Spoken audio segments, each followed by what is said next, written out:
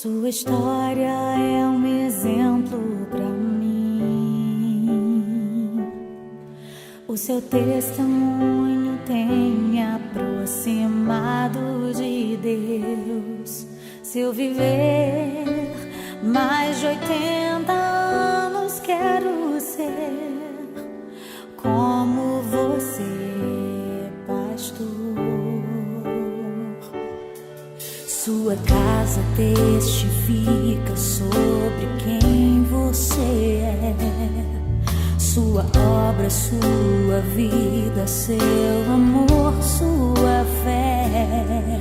Os meus filhos vão saber que se eu hoje adoro a Deus, é por tudo que você me ensinou. Profeta do Senhor, homem de Deus, escolhido pra curar as feridas da minha alma.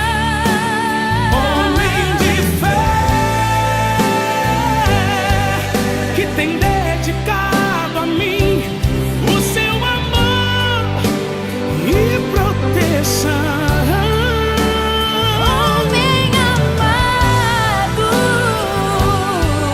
quando fala faz arder dentro de mim o coração.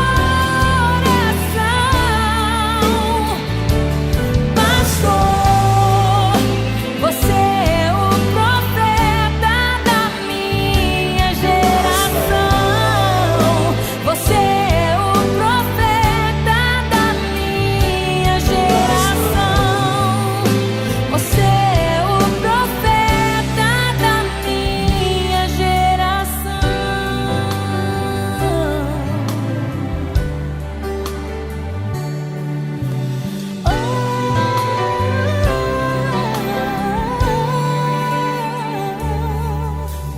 Oh, porque Jesus me ama, eu não posso te explicar,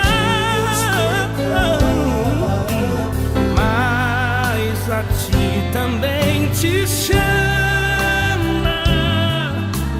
pois deseja te salvar.